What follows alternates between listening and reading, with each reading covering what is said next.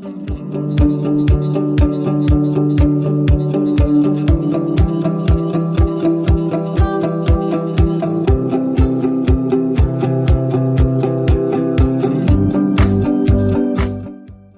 everyone, I'm Dr. Sandeep Sharma, your Pediatric Super Speciality faculty at Pellagra. And before we start with the video discussion, I have a few things to discuss and share with you. First of all, you might be thinking, sir, why another program? Simple reasons. We have provided you with the detailed videos, we have provided you with a Q bank, we have given you the notes as well. And to help you out, we came out with Nelson updates as soon as Nelson was released, and finally we also came out with rapid revision. But end of the day, once the exam is nearing, you always feel like a bit of FOMO. Am I doing all the things right? Do I need to look at certain points, certain topics, or certain MCQs again just to get that adrenaline going, just to get that confidence going? And this is where this test and explanation program comes into play. What we have done is we have come out with system-based tests. Each test, each question has been selected by myself, and some of the questions I have framed myself. So if the quality, it's a bit on the borderline, you can ignore me, you can, forgive me. And if you feel that the quality is good, a bit of praise won't be bad for me as well. But what we have tried to do is, we have looked at the recent NEET super specialty papers. We have looked at the trends of the recent TnE SS papers, and we have found that there are certain topics on which questions are consistently asked. So we have discussed internally and made these tests. Each test will have one question relating to one particular area that you need to know before the exam. I will not go into detailed explanation for any of them, but I will summarize all the key points related to it, and where needed I will tell you what does Nelson talk about it and what the controversy is about. Plus, some of the recall questions of actual NEET SS, actual NISS of recent papers, we have incorporated. Some of them have been modified and put as MCQs, and some of the one-liners I will be putting in the explanation. In other words, whatever preparation you are doing, whatever phase of preparation you are in, these videos are going to help you. They will tell you, number one, where you stand. Number two, they will tell you what are the key points you should not miss. And number three, the topics that have been discussed here. If you want to focus on them from the detailed videos or from rapid revision, you're most welcome to go through them as well. So, in a movie, the first half is good, the second half goes bad, the climax is horrible, the movie fails.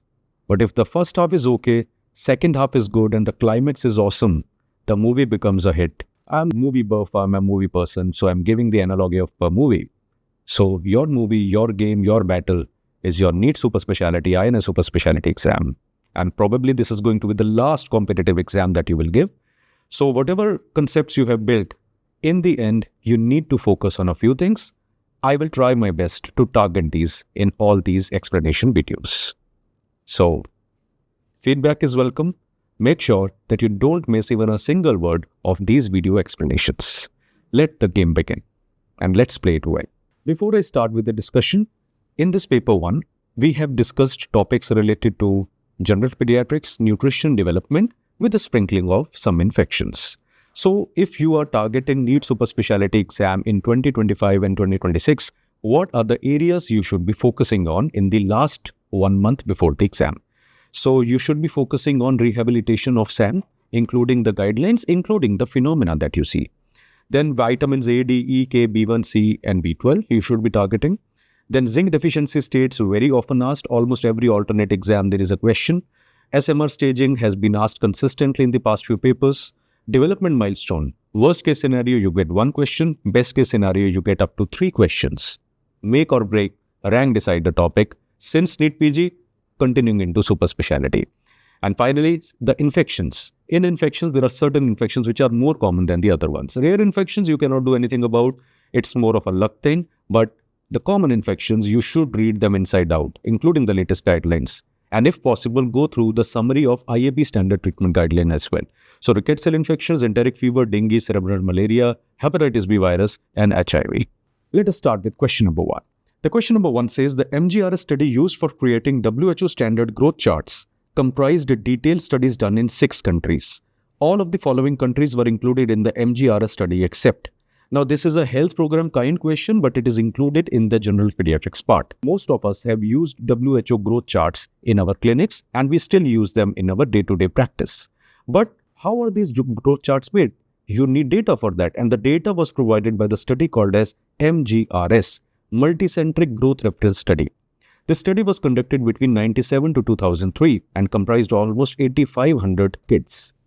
And the study was done across 6 countries so that various kinds of ethnicities are represented in that.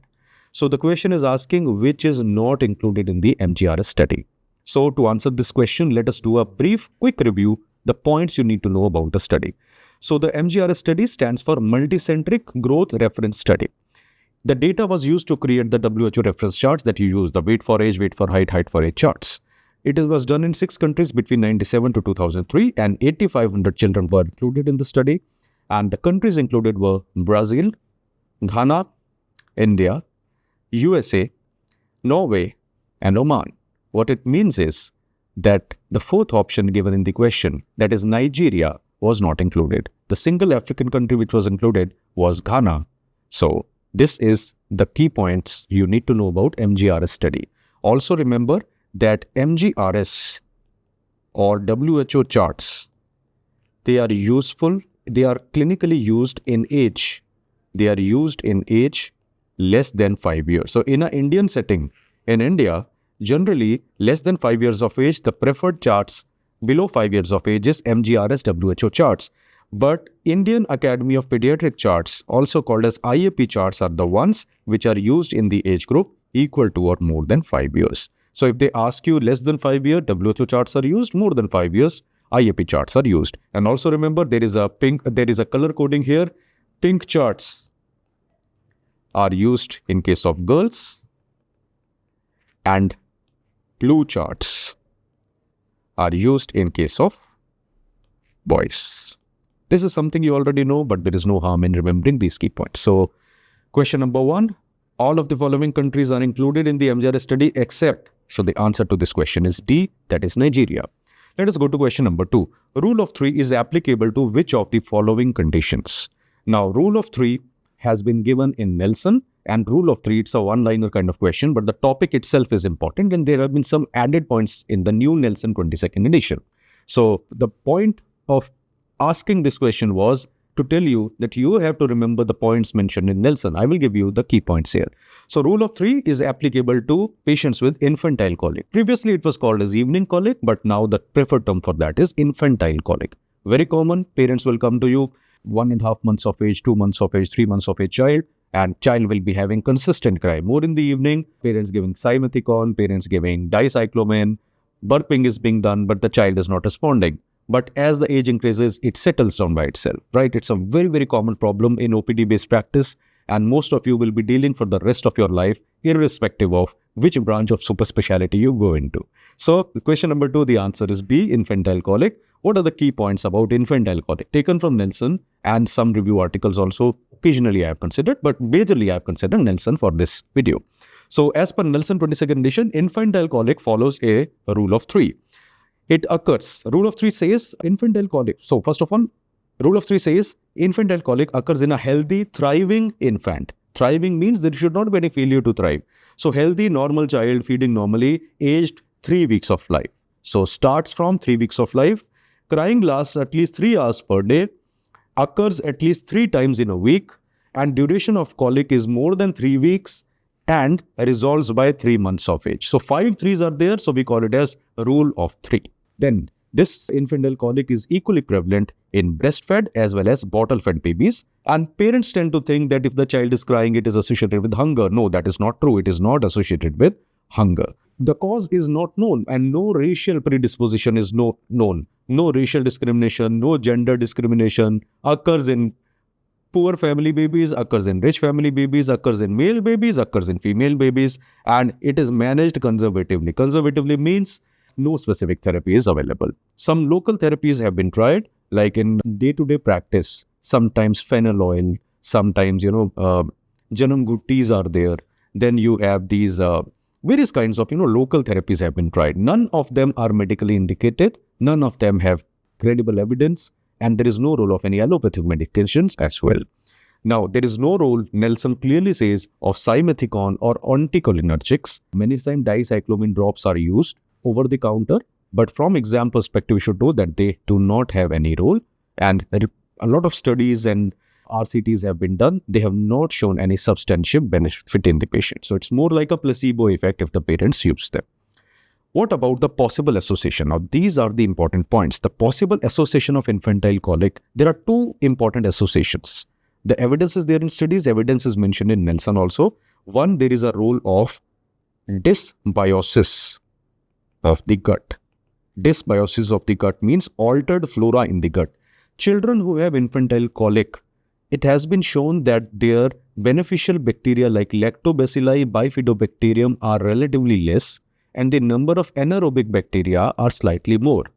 But if it is totally true, there should be improvement with probiotics. Probiotics have been tried, but the benefits, the evidence has been very weak. So, but one theory is definitely dysbiosis of the gut. To what extent it is causative, we do not know. It is not causative. Association may sometimes be there. And second, some association has been found. See, infantile colic is generally considered to be a functional disorder. It is a functional GIT disorder. It is a functional condition.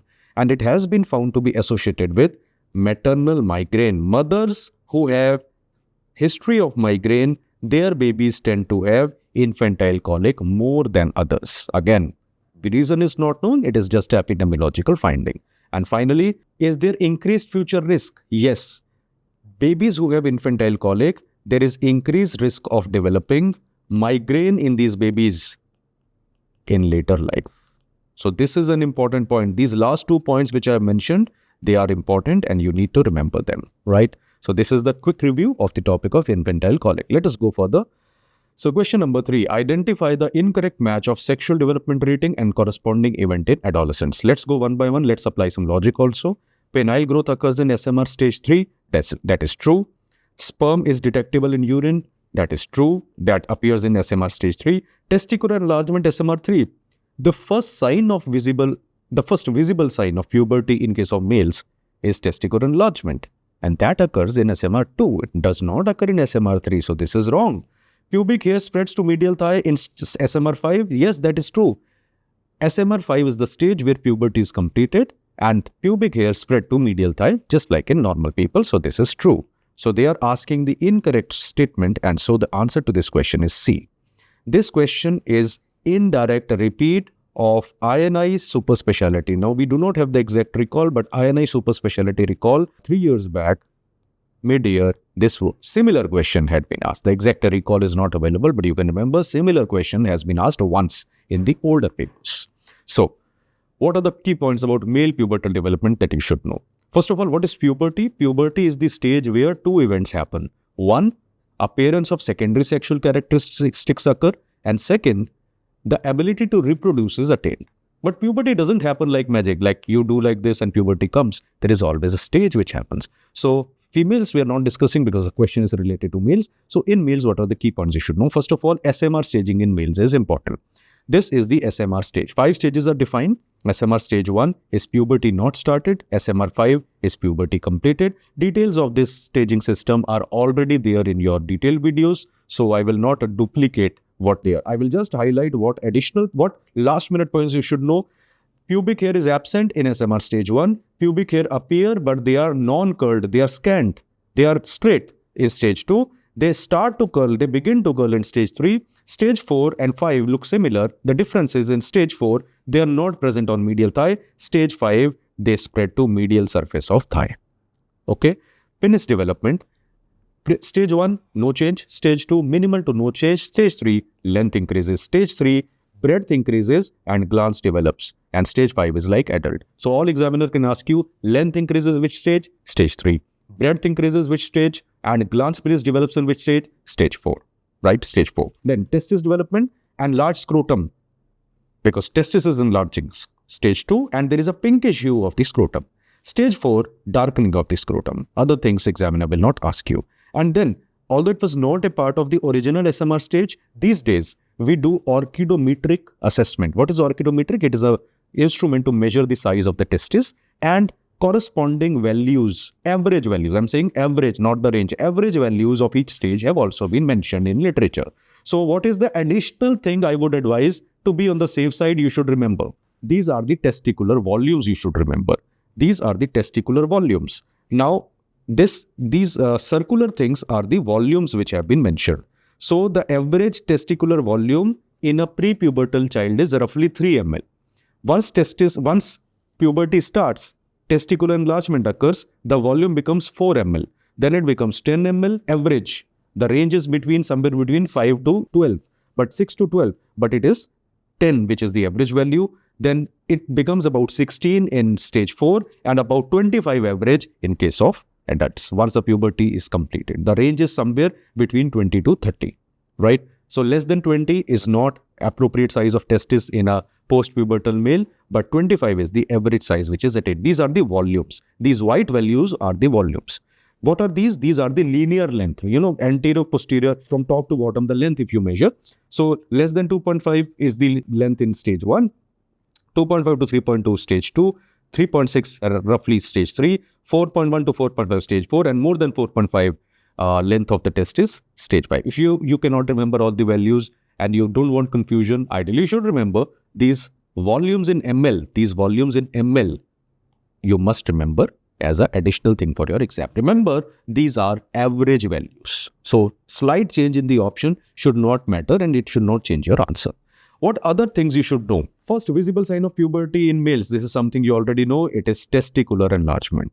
Some books write testiculo-scrotal enlargement. That is also the same thing. Obviously, if testis is enlarging, scrotum will also enlarge to accommodate it.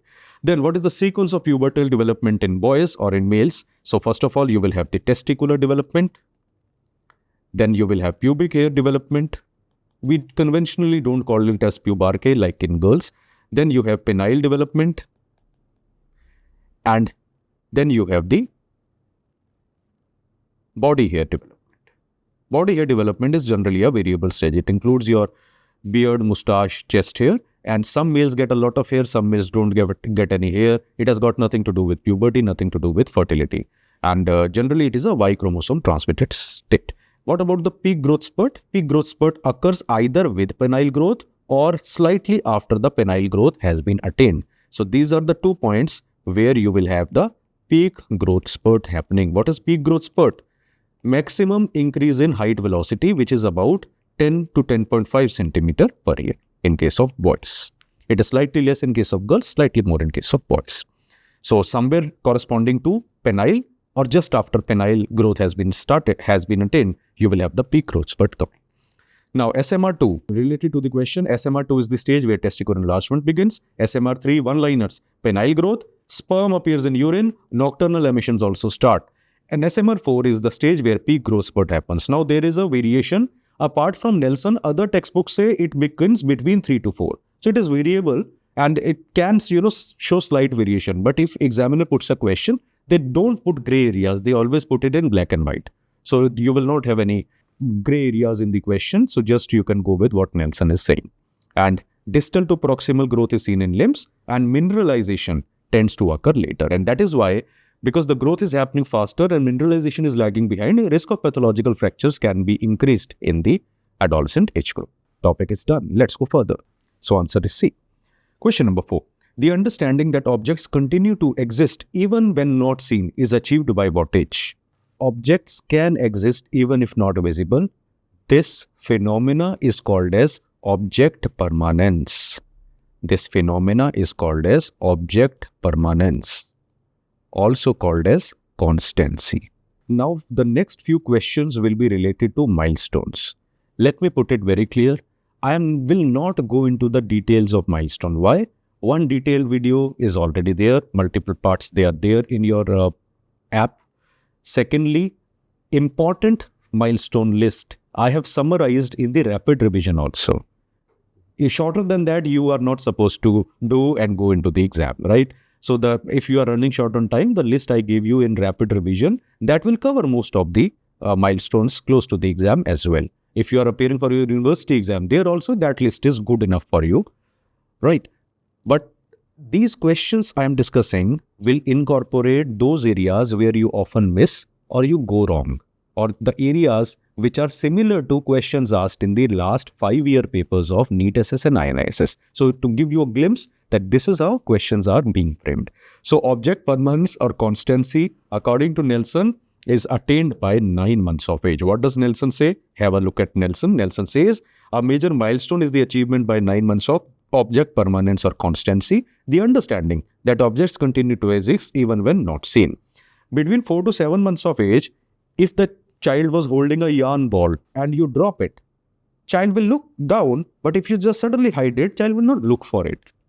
But 8 to 9 months age onwards, generally 9 months is the point which is defined by Nelson, the child will look for the object if he was interested in playing, because child knows object can exist even if not visible. Okay, next thing, question number 5. A child has recently learned to do walking. As depicted in the image, what is the likely age of the child? Now, the reason I put this question is people often get confused. This is not crawling, creeping. This is bear walking. Bear means a bhalu. So, bear walking. What is bear walking? Child walking on palms and soles, but the knees or elbows are not touching the ground. This is called as bear walking. And bear walking in a child comes at 12 months of age. It's a very important milestone. People tend to get confused. Bear walking related photo was not asked, but it was a part of the options in one of the older papers of NEET super speciality, which means it is on the mind of the examiner.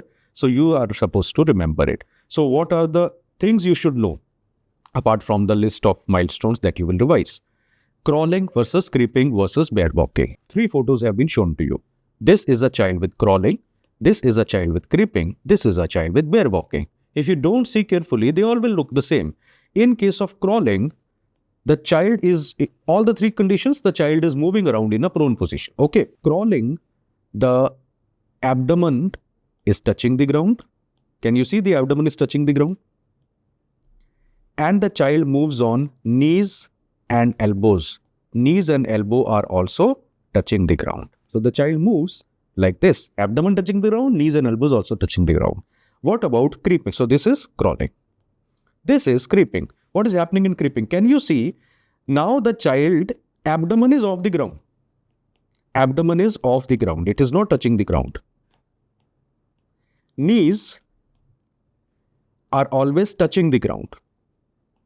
Whereas in case of elbows generally off the ground or they may touch the ground. So elbows do not matter. Generally elbows will be off the ground, but even if they touch, it doesn't matter, because you need to understand kids will have their own ways of walking and they will not always conform to the way that we try to project. The thing to understand is that the knees are still touching the ground and abdomen is off the ground. So abdomen touching the ground, crawling, abdomen off the ground, creeping, right? What about this? This is bear walking. Can you see knees, abdomen off the ground? Knees are off the ground and elbow is also off the ground. Elbow is off the ground. And the child walks on palms and soles like a bear. This comes generally average 8 months. This comes generally average 10 months. This comes generally average 12 months. Although some Indian books say that children creep well by 12 months of age. So crawling begins at 10 months, but it is completed by 12 months of age. So if they use the word creeping well comes by what age? The answer can be 12 months. This is a variation in Indian textbooks, O.P. Ghai and the other textbooks, that Indian manuals. But Nelson and other Illingworth and other Western textbooks, CDC also has its own charts. So they simply say 8 month, 10 month, 12 month is what you should remember. Okay. So I hope you will never get it wrong again in the exam. To question number 6. A child has recently learned to bear weight on arms in a prone position and lift the body up with elbows extended. This is the keyword. What is the age of the child? Now, this looks a bit tricky. You need to remember it in a photographic way. Details of this I have covered in the detailed video, but in rapid revision, I have omitted out. At the same time, if you're doing only rapid revision, it will do you no harm in remembering at least the key points of this. Now have a look here. Milestones in a prone position. You put the child prone. What is the posture the child will take? In the first photograph, the child will keep the legs folded and kept beneath the abdomen, but the pelvis is lifted upwards. Can you see the tilt of the pelvis upwards? This will happen in the age group of 2 to 3 weeks. 2 to 3 weeks. So 2 to 3 weeks, child will be lying like this. Legs straight and pelvis is horizontally flat.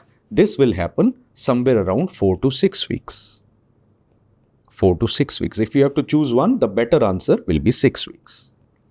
Then the child is able to lift head and chin, shoulder at 45 degrees, bears weight, but can you see the elbow is flexed? The elbow is flexed in the child like this. It is flexed. It is not straight.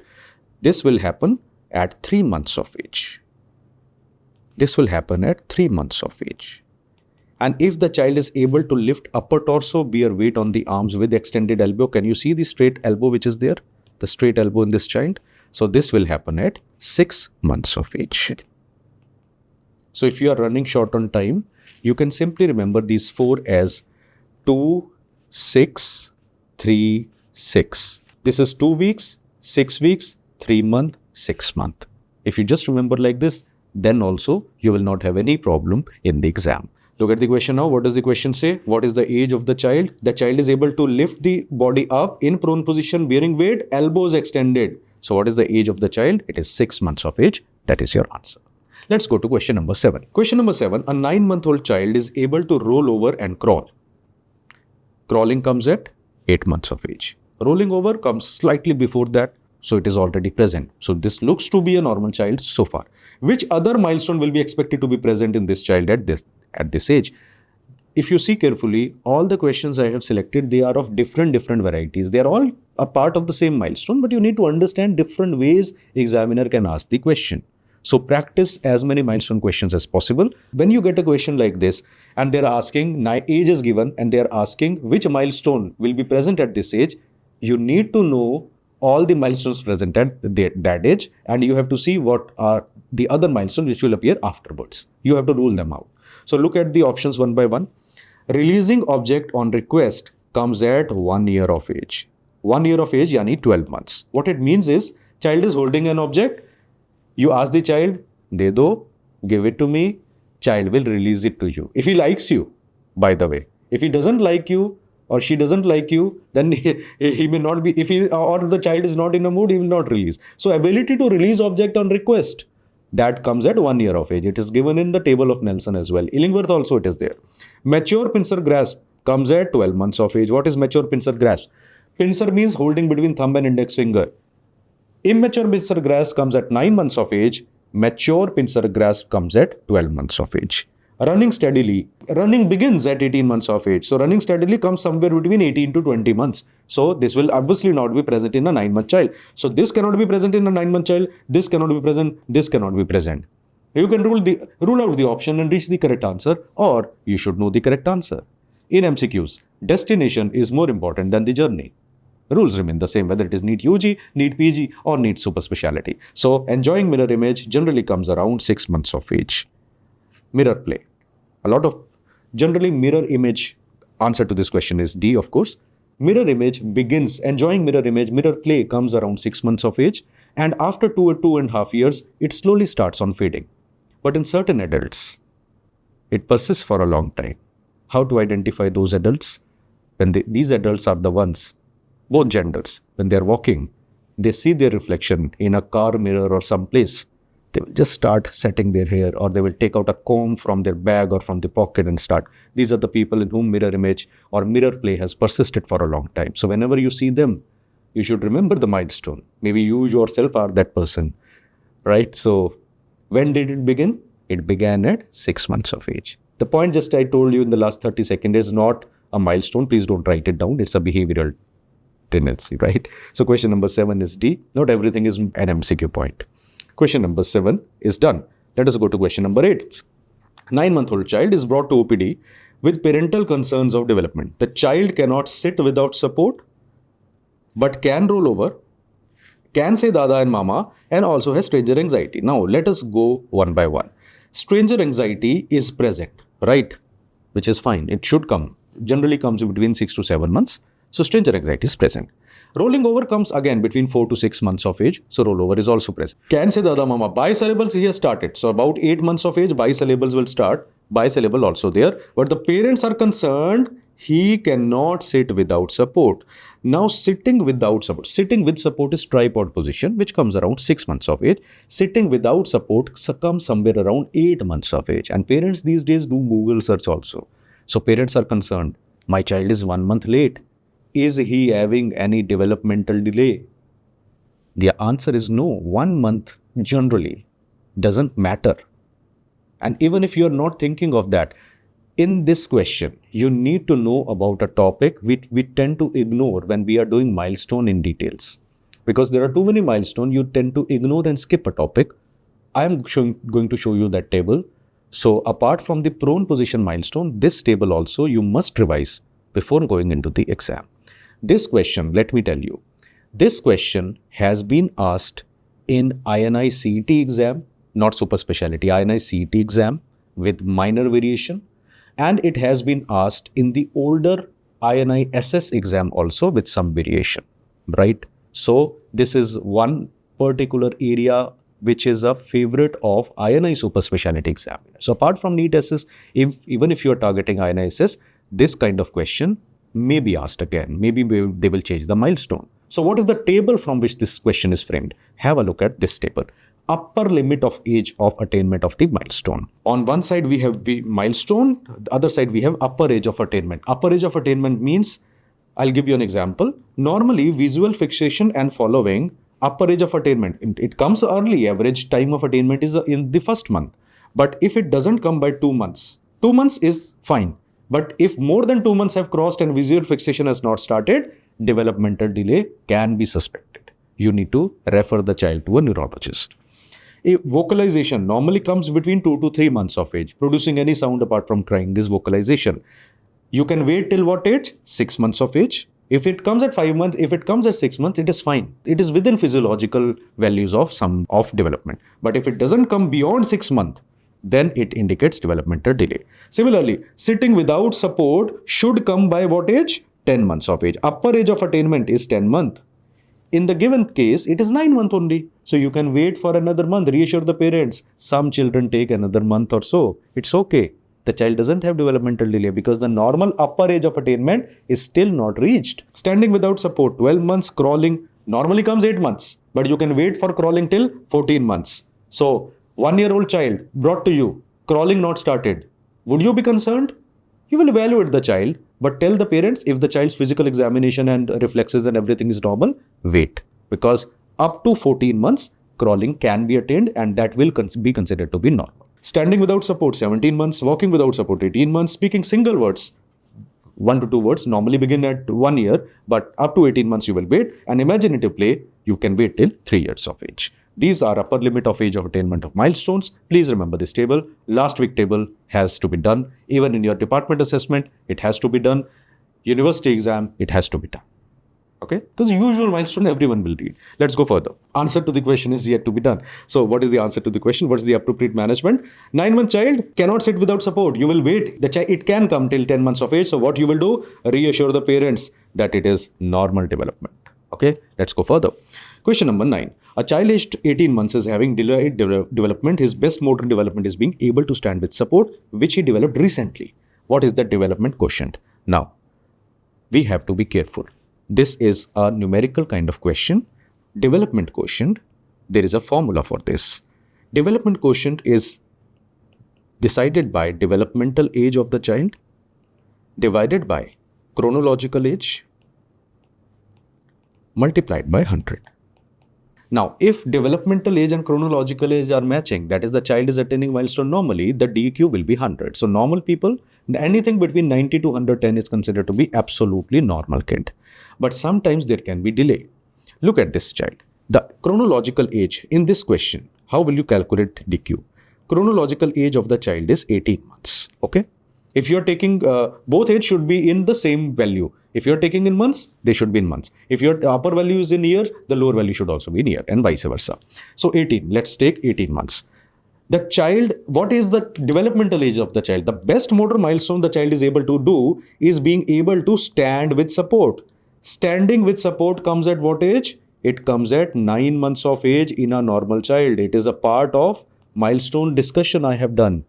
It is a part of rapid revision milestone also. I have mentioned there. Normally, standing with support comes at 9 months of age.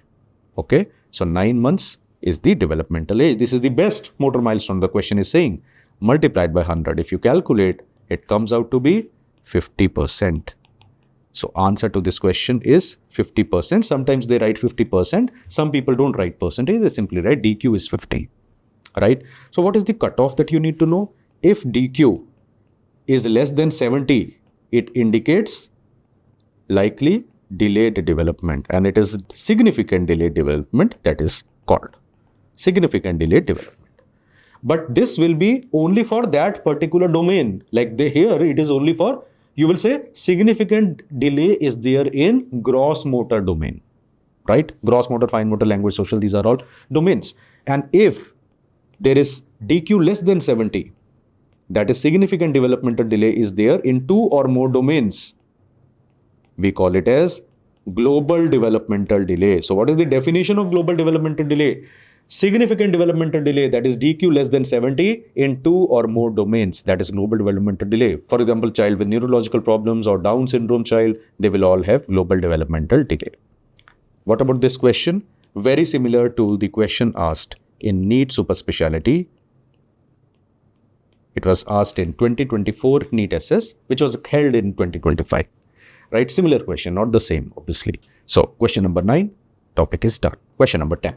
You're evaluating a 5-year-old child for malnutrition and he has the following parameters when evaluated in OPD.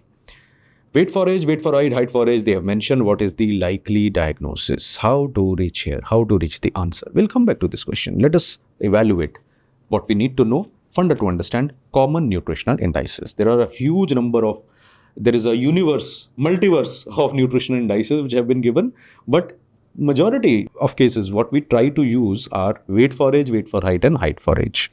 So first of all, we have weight for age.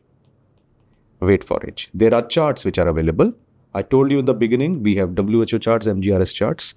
So these charts will have x-axis showing age, y-axis showing weight, weight for age charts. There is a mean, +2, +3 standard deviation, -2, -3 standard deviation. We have discussed in details already and you already have seen the charts also. Pink chart for girls, blue for boys. When you plot on a chart and you find if weight for age when plotted, if the value is between -2 to -3 standard deviation, we say the child is moderately underweight. The child is moderately underweight. Underweight is the term used when the child has low weight for age. If the value is below -3 standard deviation, we use the word severely underweight. Severely underweight. Now, weight for age only tells about undernutrition. It cannot tell acute versus chronic because it can be affected in acute, can be affected in chronic and can be affected in both. So it only tells undernutrition is there. It does not tell acute versus chronic. Second is weight for height. Weight for height. Weight for height is a very sensitive index for acute malnutrition. So if it is between -2 to -3 standard deviation score, also called as Z score, we say the child is having wasting. And wasting indicates moderate acute undernutrition. Moderate acute undernutrition. If it is below, weight for height is below -3 standard deviation, we will say the patient is having severe wasting. And severe wasting will indicate what? Severe wasting will indicate severe acute undernutrition. Severe acute undernutrition. Remember, the weight for height marker is a marker which is useful in only acute malnutrition. It is not affected in chronic malnutrition. And the third nutritional index that we use is height for age. Height for age is very simple. If it is between -2 to -3, it indicates stunting. Stunting is moderate chronic malnutrition. And if it is below -3 standard deviation, we call it as severe stunting. And severe stunting, what does it indicate? It indicates severe chronic undernutrition. And this indicates only and only chronic malnutrition. It is not affected in acute malnutrition. This is something you already know. Above -2, undernutrition is not there. Between -2 to -3, moderate. Below -3, severe. Weight for age only tells you malnutrition. Weight for height only tells you acute malnutrition. Height for age tells you only chronic malnutrition. Keeping this in mind, let us now go back to the question and see what is the answer. Look at this question. You are evaluating a 5-year-old child for malnutrition. He has the following parameter when evaluated in OPD. What is the likely diagnosis? Weight for age below -3. Is the child underweight? Yes, the child is severely underweight. Severely underweight. But it will not tell you acute or chronic or acute and chronic. Weight for height, is it low? Yes, it is low. The child, and how much it is low? It is below -3. So it is severe wasting. Severe wasting indicates there is severe acute undernutrition. And height for age, is it below -2? Yes, it is below -2. But is it below -3? No. So there is moderate chronic malnutrition. Why? Because there is stunting present. So that patient has acute malnutrition, patient has chronic malnutrition. Chronic has been going on for some time and maybe the child has gotten ill and not feeding properly acutely, and so acute malnutrition has occurred on top of it. So this is acute on chronic malnutrition. C is your answer. There may be a scenario where height for age is below -2.5 but weight for height is normal.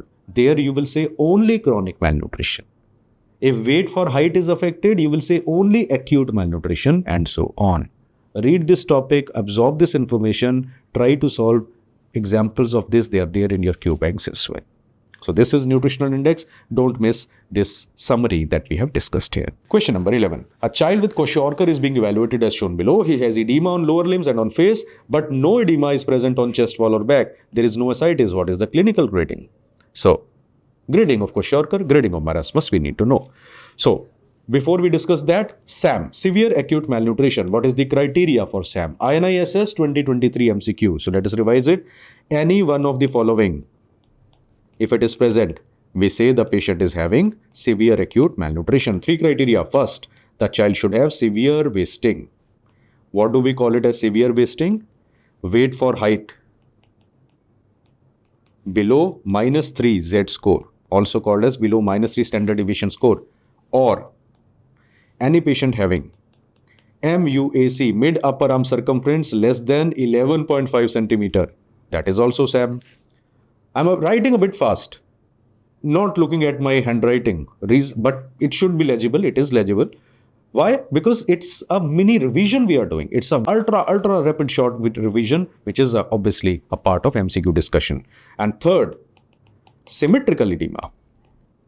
These things we have already done in the detailed videos as well. So symmetrical edema of nutritional origin. It is a pitting edema, occurs on both sides of the body and occurs due to malnutrition. So if any one out of these 3 is present, you will say SAM is there. Criteria. Question is always put like this. All of the following are features of SAM except the 4th option is your answer of choice. What are the types of SAM? There are 2 types of SAM. One where edema is there, edematous SAM, which is called as Kwashiorkor.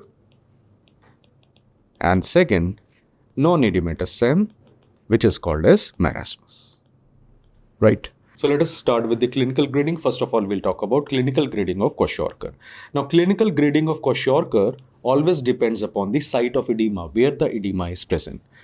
So, if the edema is present only on the lower limbs, only pedal edema is present, we call it as grade 1. If there is pedal edema along with facial edema, it also comes on the face, then we call it as grade 2. If edema appears in above region, that is grade 2, along with chest and back. Back means paraspinal. The word paraspinal is sometimes used for back. That is also grade 3 edema. And grade 4, above features along with ascites if they are present, free fluid in the peritoneal cavity, that is grade 4 Kwashiorkor. As you move from grade 1 to grade 4, the severity increases. What about the grading of marasmus? The grading of marasmus depends upon what is the site of fat loss. Grade 1, the fat loss occurs from axilla and groin. In grade 2, The fat loss is occurring from thighs and buttocks. There is an appearance called as,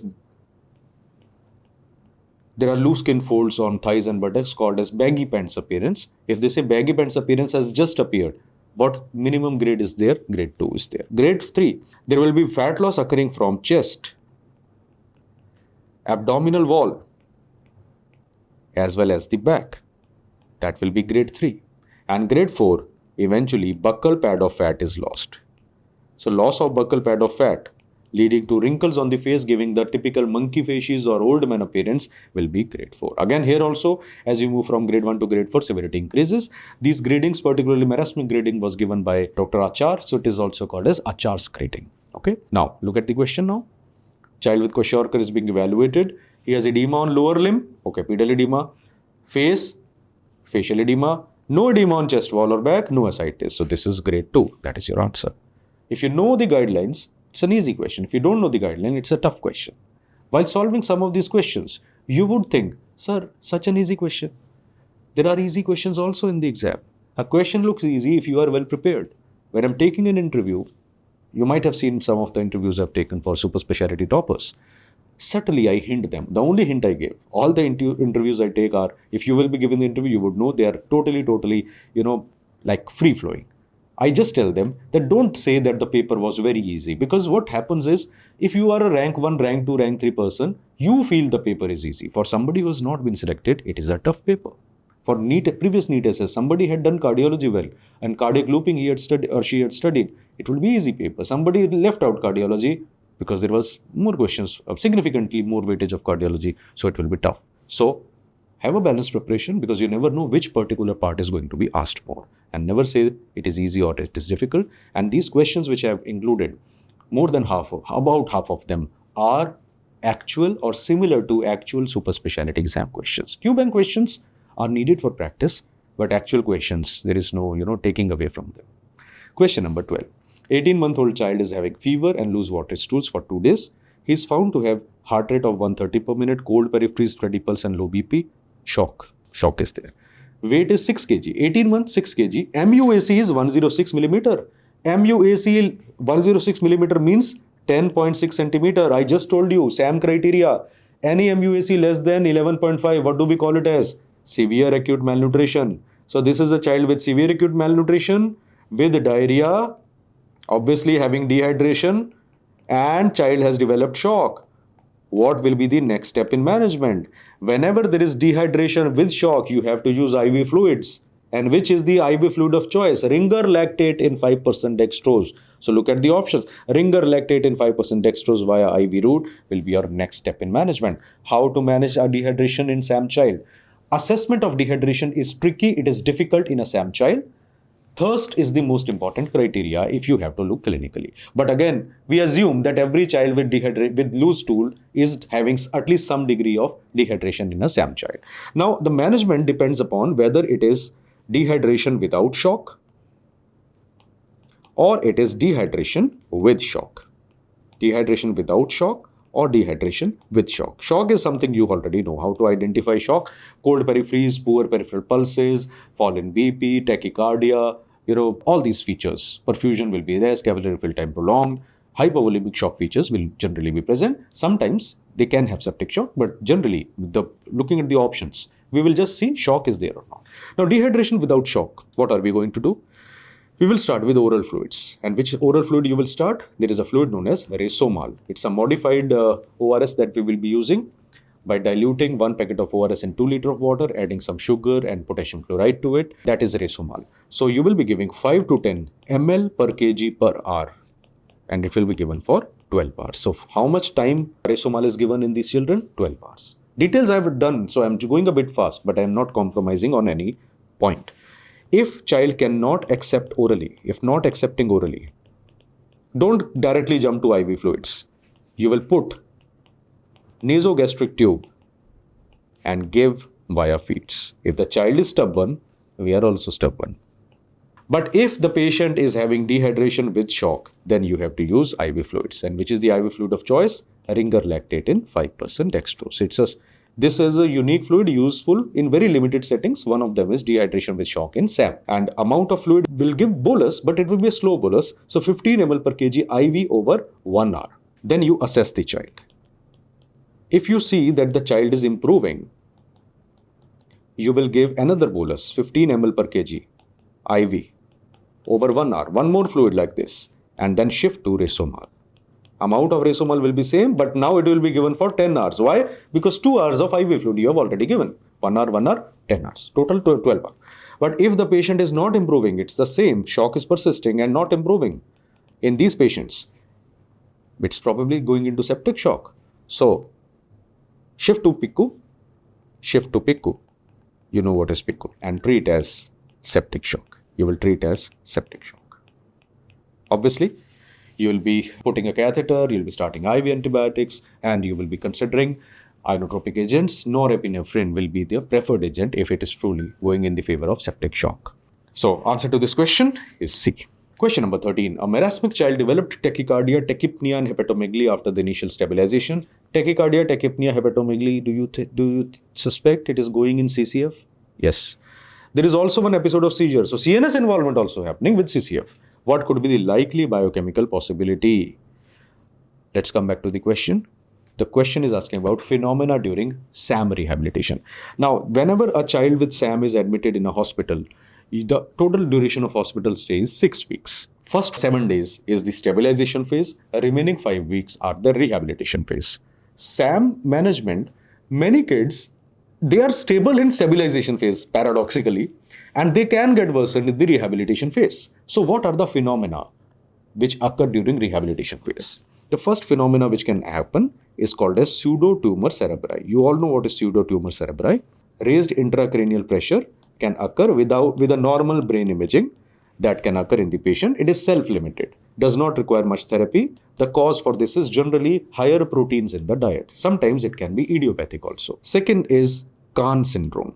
What is Kahn syndrome? Certain children during rehabilitation in SAM, they can develop a encephalitis-like illness. Encephalitis or encephalitis-like illness. Again, the reason for both of them, both are conservatively managed, and the reason is probably increased protein along with other factors. See, increased protein in the diet is not the only factor, but if you're giving too much of protein, they can sometimes cause. Some people develop pseudotumor cerebri, some can develop Kahn syndrome, some can develop overlapping picture. Third phenomena is nutritional recovery syndrome. Nutritional recovery syndrome. Because it was given by a person known as Gomez, so it is also known as Gomez syndrome. These syndromes I have discussed in more details in detailed video. Here I am giving you a synopsis. Quick fire, rapid fire revision. So nutritional recovery syndrome, also the cause is increased proteins, which causes multi-organ dysfunction. Increased proteins is the cause. It causes multi-organ dysfunction and hormonal imbalance. And these patients will have features like hepatosplenomegaly. They will have worsening of the ascites, or it will come back. They will have gynecomastia. The child will develop hypertrichosis, increased hair. The child will develop parotid swelling. And when you do blood examination, you will find eosinophilia. Significant eosinophilia will be present. 5% or more eosinophilia will be present in the patient. Now, what is the treatment? The treatment in these patients is obviously reduce the protein. You don't stop the protein, reduce protein, give conservative management, slowly patient will recover. The fourth phenomenon, if you see, all four directly, indirectly related to higher protein content. One phenomena, the fourth phenomena is related to higher calories, empty calories being given in the child. So the fourth phenomena is refeeding syndrome. Refeeding syndrome. Refeeding syndrome occurs when there are increased calories given, empty calories given without any protein, too much of calories given, especially in a marasmic child. So increased calorie, when you hike it suddenly, what it will do? It will cause insulin surge. This insulin surge will cause multiple problems. This insulin surge directly, it will cause inward movement of potassium, phosphate, as well as magnesium. Particularly these two, they will move inside the cells. So the circulating levels of these ions will decrease. Secondly, this sudden interruption, this movement of the channels, they also, and insulin surge also, can cause dysfunction of the sodium-potassium pump in the cells. What will be the net result? Clinically, the patient will develop features of congestive cardiac failure. So tachycardia, pedal edema, hepatomegaly, all these features will appear. Plus, there will be CNS involvement in the form of seizures. And the hallmark of these patients is always hypophosphatemia. Can hypomagnesemia occur? Yes, it can. Can hypokalemia occur because potassium moving inside the cell? Yes, it can occur. But the hallmark is always hypophosphatemia. What is the treatment? You need to slightly reduce. You don't stop the calorie. Reduce the calorie content. Try to strike a balance in the proteins and calories. Plus, you will do CCF management. For CCF management, you can consider furosemide, which is the first line agent. And furosemide is the diuretic. You can also consider digoxin plus minus in the management, right? So seizure control is relatively easy to attain. If recurrent seizures are happening, you will manage as for any seizure. But most importantly, they respond to electrolyte imbalance management, and you will consider giving phosphate supplements to the patient. Giving phosphate supplements actually stabilizes the patient faster. So these are the features of refeeding syndrome. Let us go back. This, my dear friends, is actually similar to NEET Super Speciality 2022 MCQ.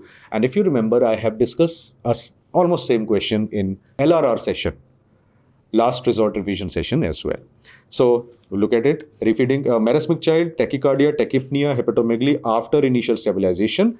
Also one episode of seizure. What could be the likely biochemical possibility? Refeeding syndrome. What will you think of?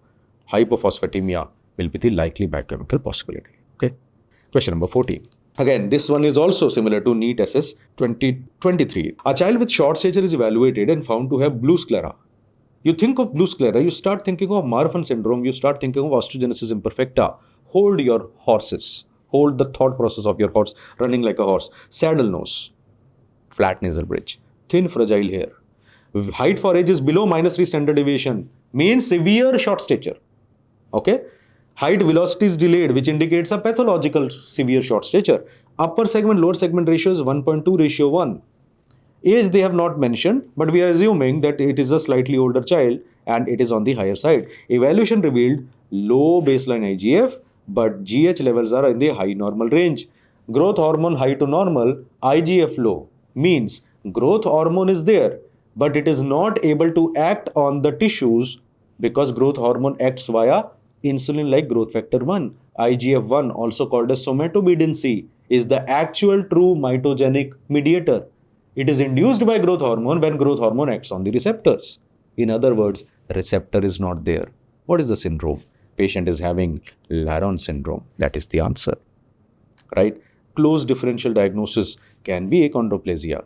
But this picture, along with the fact that he has blue sclera and thin fragile hair, this will not be seen in the other conditions. So answer to this question is D, Laron syndrome. Let's do a quick rapid fire review of Laron syndrome. Laron syndrome, look at this photograph of the child. You can see a flat nasal bridge and the typical sideways profile of the child. Laron syndrome is also called as growth hormone receptor deficiency, also called as insensitivity to growth hormone, causes end organ resistance to GH because the receptors are not formed or their receptors have a short half-life, so they disappear. Inheritance, it shows autosomal recessive inheritance, but it is overall a rare disease. Severe short stature is there. So short stature, because some of the texts, it is not given in much details in Nelson, but some of the texts say that height for age can be way below -3 standard deviation, right? Around -10 standard deviation also it can be there, so less. Severe short stature, dwarfs, short limb dwarfism. What is short limb dwarfism? Where the upper segment to lower segment ratio is abnormally high. Torso is bigger, legs are smaller. That is upper segment, lower segment ratio abnormally high. Disproportionate short stature. They have facial dysmorphism, typical saddle nose. They have micropenis if they are males, and truncal obesity. Growth hormone levels are high, IGF-1 levels are low. This is sufficient for making the diagnosis. All other things are bonus.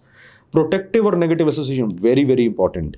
Laron syndrome is a bad thing to have. But do you know, people with Laron syndrome are protected against two problems. Just like you might have read that ulcerative colitis is bad and smoking is bad, but smoking protects against ulcerative colitis.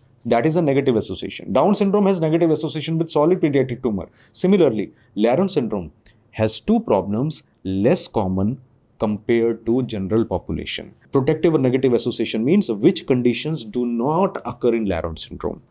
Type 2 diabetes mellitus in later life does not occur, and cancers or malignancies are also not common in Laron syndrome. The prevalence of these two conditions is lower in Laron syndrome even compared to general healthy children. And what is the treatment? Recombinant IGF-1. It is commercially available. Name of the drug you can remember, Mecasarmin. Tomorrow you may get a one-liner. Mecasarmin is what? Or Mecasarmin is used where? Laron syndrome. What is the normal upper segment, lower segment ratios? We should do a quick review because there are one-liners questions asked of this. What is upper segment? Crown of head to midpoint of pubic symphysis is upper segment. From pubic symphysis to sole of foot is the lower segment. When a child is born, upper segment is bigger, lower is smaller. But in you and me, lower is bigger, upper is smaller. What are the ratios? At birth, the ratio is 1.7:1 to 1.9:1. At 3 years, the ratio becomes 1.3:1. Between 6 to 7 years, it becomes 1.1:1. Beyond 7 years, generally between 8 to 10 years, it becomes 1:1. And beyond 10 years, adult ratio is attained. What is the adult ratio in you and me? It is 0.9:1. These are the values you are supposed to remember. Now, what are the causes of short stature based upon body proportion? It's a handmade photograph I have made to help you so that you can remember fastly. Whenever short stature patient comes to you, we sometimes look at upper segment, lower segment ratio. If upper segment, lower segment ratio is appropriate for age, we call it as proportionate short stature. What is the meaning? Suppose 3-year-old child comes to you. At 3 years, what should be the ratio? 1.3:1. This child, he has short stature, but his ratio is normal. So you will say proportionate short stature.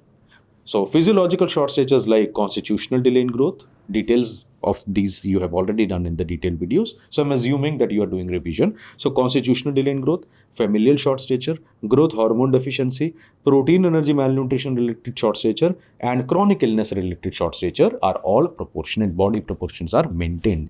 But if the upper segment, lower segment ratio is not appropriate for age, it is either high or low compared to normal, we call it as disproportionate short stature.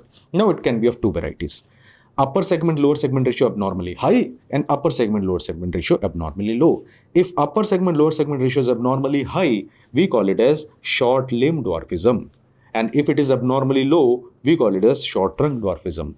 Common causes of short limb dwarfism: achondroplasia, osteogenesis imperfecta, rickets, severe hypothyroidism, and you can add here, we just did Laron syndrome. Laron syndrome also comes here. What about upper segment, lower segment ratio abnormally low? Short trunk dwarfism. Try to see. All of them are having vertebral abnormalities because vertebral length contributes to the trunk length. If vertebra is having problem, the trunk will be short. Okay, so TB spine, also called as Kiri spine, hemivertebra, spondyloepiphyseal dysplasia, Morquio syndrome. It is a type of mucopolysaccharidosis called as mucopolysaccharidosis type 4. So these are the causes of short trunk dwarfism. You have to remember, and these can be asked to you in the exam. They can make a scenario, short stature. They will mention upper segment, lower segment ratio and ask you what is the cause based upon this. So based upon the cause, you have to see what should be the normal and whether it is corresponding to it or not. And accordingly, you will make the diagnosis. Question number 15. It's also related to short stature. 2 questions on short stature means it is an important topic. 12-year-old child is being evaluated for short stature. His skeletal age using hand X-ray is found to be corresponding to 10 years. Now, what are we having? Actual age, chronological age is 12 years. Skeletal age or bone age is 10 years.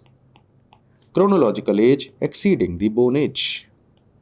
Upper segment, lower segment ratio is 1:1 at 12 years, slightly delayed. No dysmorphism, child is otherwise healthy. Testicular size is small. Testicular size small at 12 years indicates the patient is having likely delayed puberty. Delayed puberty. CA more than BA can occur in multiple conditions, but the most common cause, particularly if the child is healthy, examiner is saying, and there is no dysmorphism, because dysmorphism will be there in syndromes and in endocrine disorders. The likely cause in the child is constitutional delay in growth. That is the answer. To understand, let's do a quick review of the topic. Short stature. Short stature is height for age below 3rd centile or below -2 standard deviation. It can be physiological, which is 90%, and it can be pathological, which is 10%. There are two types of physiological short stature, constitutional delay in growth and familial short stature. Constitutional delay in growth is overall most common. Both of them, reassurance is needed. Constitutional delay in growth will have hallmark as delayed puberty. So puberty will be delayed. It will be mild short stature, and these patients will have chronological age more than bone age. But the growth potential is preserved. The growth potential is present. And they will show catch-up growth. Catch-up growth occurs once puberty comes. So they have a good outcome. Familial short stature, these patients have history of short stature in parents. But puberty comes normally, and in these patients, CA is equal to BA, but they have decreased growth potential. The bone fusion, the closure of the growth plate occurs early, and so there is no catch-up growth. Exact height by the child will depend upon the height of the parents. So both are physiological, but if they say CA more than BA, you will think of constitutional delay in growth. If they CA equal to BA, you will think of familial short stature. Please remember, CA more than BA can occur in malnutrition. It can occur in hormonal causes like growth hormone deficiency also. But they will not have these problems like delayed puberty, and the child, they will be severely affected. The only good thing about them is if you correct them early, the catch-up growth can occur in the patient. Right? These points we have discussed in details in your notes. So going back to the question, there is no dysmorphism. Child is healthy. That is a clue. Constitutional delay in growth and familial short stature are physiological because they have no other problem apart from height problem. So when they say normal height velocity, child is healthy, no dysmorphism, they are generally talking about the physiological short stature. Don't think of pathological short stature. And because CA is more than BA, your likely best answer is constitutional delay in growth. If they said dysmorphism is present, single canine is present in the child, or hypoglycemia is there, then the possibility would have gone in favor of growth hormone deficiency also. But this will not be considered in this child. And so the answer to this question is constitutional delay in growth. The only confusion you may have is, sir, upper segment, lower segment ratio is 1:1. See, in a patient with delayed puberty and in a patient with constitutional delay in growth, sometimes the upper segment, lower segment ratio appears to be abnormal, but it is generally corresponding to the bone age of the child. Here the bone age is 10 year. And I told you 8 to 10 year, it can be 1:1. So it is within normal limits, right? So that you don't have a confusion. While making these questions, I did the devil's advocate with myself. What are the counter questions I should be asking? And what are the points which can make that confusion in the mind? So I'm trying to cover the maximum points possible, giving you a brief synopsis. But eventually, all these topics, it will be hugely beneficial if you just go through them again from the rapid revision part or the regular videos, if the time permits to you. Now look at question number 16. The parents of a child were obsessed with their child's health, and despite repeated assurances by the doctors, they were convinced that my child is not growing well. The common thing you will find these days, particularly in private practice. They started giving multivitamin supplements as over-the-counter syrups. Now the child has developed, look at the key features, irritability, hepatosplenomegaly, fissures at the corners of mouth. There is a drying of the mucosa, desquamation of palms and soles. It's an important clue along with hepatosplenomegaly. And most importantly, X-ray revealed hyperostosis of the long bones. What is the likely diagnosis? We are looking at hypervitaminosis. Now you need to understand that unless there is a renal insufficiency, water-soluble vitamins cannot show toxicity. So D cannot be the answer. Hypervitaminosis E is also very rare, and it generally does not present with such severe manifestation. Now the toss-up is between option number A and B. Looking at hyperostosis, you might be tempted to mark hypervitaminosis D. But the correct answer to this question is hypervitaminosis A. Liver enlargement, anorexia, pseudotumor cerebri, or hyperostosis of the long bone and fissures happening at angle of mouth. These are the clues which go in favor of hypervitaminosis A. Hypervitaminosis D has predominant features related to hypercalcemia. Some degree of hypercalcemia can occur in hypervitaminosis A alone, but it will be a part of the spectrum. In hypervitaminosis D, it is generally hypercalcemia which predominates, and you will have constipation, you will have anorexia, you will have polyuria polydipsia as manifestations of hypervitaminosis D. So D is not likely here. This picture is pointing towards hypervitaminosis A. In case you have any doubts in Nelson, Nelson says that, have a look here. Nelson says that signs of subacute or chronic toxicity of hypervitaminosis A include headache, vomiting, anorexia. There is a desquamating skin, seborrheic cutaneous lesions, and one may observe fissures at the corner of mouth. There is alopecia and coarsening of the hair. You can see there is enlargement of liver and spleen, which I told you hepatosplenomegaly is there.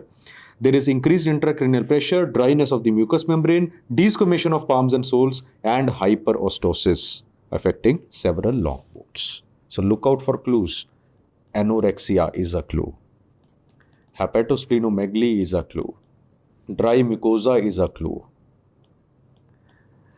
Fissures at angle of mouth is a clue. Desquamation of palms and soles is a clue. And hyperostosis is a clue. Can there be hypercalcemia? Yes, it can be, but it will be a part of these manifestations. And there may be raised intracranial pressure also. So these are the clues you will watch for hypervitaminosis A. Next we come to question number 17. A child with refractory rickets is not improving on vitamin D. So we need to evaluate. So blood examination revealed a normal ABG, normal serum creatinine, normal serum calcium, and normal PTH, everything normal. What shall be the expected finding? Now, if you see this question number 1 is very similar to a NEET Super Speciality 2022 MCQ. Second, this question is also similar to another question I have discussed in the last resort revision, that is LRR, on the YouTube channel as well. But this question is not exactly the same, although the topic is the same. So this question is asking what shall be the expected finding. Basically, you first need to know the approach to rickets, and then we would be reaching the answer. So what is the approach to refractory rickets? Most of the rickets is due to vitamin D deficiency. If the patient does not improve, refractory rickets is suspected. First of all, you will be doing the serum phosphate level. If there is hyperphosphatemia, you should suspect CKD is the cause. If it is low to normal, you will look at the blood pH, you will get a EBG done. If the blood pH comes to be low, then renal tubular acidosis is likely. But if it is normal, then you will do serum PTH and serum calcium. If PTH is high and calcium is low, you will suspect VDDR, that is vitamin D dependent rickets. VDDR can be of two types. It can be of type 1 variety and it can be of type 2 variety. They have subtypes, but in general, type 1 variety will have relative deficiency of the 1-alpha hydroxylase enzyme. Whereas type 2 variety, it has subtypes, but generally we consider it to be end organ resistance. And for distinguishing between the two, we can always go for a 125 DHCC level, which will be on the higher side. In cases of type 1, the 125 DHCC will be on the lower side, the activated form vitamin D, whereas it will be on the higher side because of end organ resistance in type 2. There are subtypes. This was a very brief overview I given. What is there in this question? In this question, the PTH is normal and calcium is normal. So what we are looking at is the diagnosis of hypophosphatemic rickets. This is the likely diagnosis. Now, hypophosphatemic rickets is a condition which shows X-linked dominant condition. In these patients, you will have FEX gene mutation. And because of FEX gene mutation, these patients will have increase in the levels of fibroblastic growth factor 23. Fibroblastic growth factor 23 is responsible for bone resorption, producing refractory rickets-like changes. It is also responsible for causing phosphate wasting in the kidneys, leading to hypophosphatemia. Generally, whenever you have X-linked hypophosphatemic rickets, first clue in the paper, first clue is in the presence of normal PTH, normal calcium. When you will find that there is low serum phosphate. However, the vitamin D levels will be normal to decreased. So normal to decreased levels of activated vitamin D3 will be there. 125 variety will be normal to decreased when it should be elevated. And second clue, if this is after that for confirmation purpose, you will be going for FGF23. FGF23 testing is available, but it is a slightly costly test and these levels will be found to be elevated. These days, genetic analysis is also commercially available. Now, with this information, we go back and try to see what is the question saying. What shall be the expected finding? Now, expected finding in this, Would there be high 125 DHCC? No, it is low to normal compared to the level of phosphate. Is there high urine calcium level? No. Hotspot seen on bones can absolutely not. What is the answer? It is high FGF23. Similar questions of refractory rickets have been discussed in the detailed videos. They have been discussed in your rapid revision as well. Very high likelihood you may get something from rickets. You may get it in NEET SS, you may get in TnE SS, you may get in university exam. But if I am preparing for any super specialty or any fellowship exam, last 1 week I would definitely read nutritional rickets, refractory rickets, and details of the other types, which includes VDDR1, VDDR2, and X-linked hypophosphatemic rickets. Do them, maybe give them 1.5 hours or 2 hours of intense reading and one revision before the exam. It's a very, very important topic. Moving further, question number 18, it's an easy one. You're suspecting vitamin K deficiency in a child. Which of the following will be the first laboratory test to become normal? This question is very similar to a question asked in a recent fellowship entrance exam. So FNB exam, a very similar question was asked, and it is directly taken from Nelson. So question number 18, it is talking about vitamin K deficiency. We know that vitamin K is required for gamma carboxylation of the various clotting factors, particularly 2, 7, 9, 10, and in deficiency of vitamin K. Initially, there is prolongation of PT, followed by prolongation of APTT. Blood levels are generally not affected in the early stages. However, before even prolongation of PT, abnormal forms of proteins, which are vitamin K dependent, they become elevated, and we call them as PIVKA proteins. So increased PIVKA2 is your likely answer. What does Nelson say? Nelson says that in patients with vitamin K deficiency, you can see here, prothrombin time is prolonged.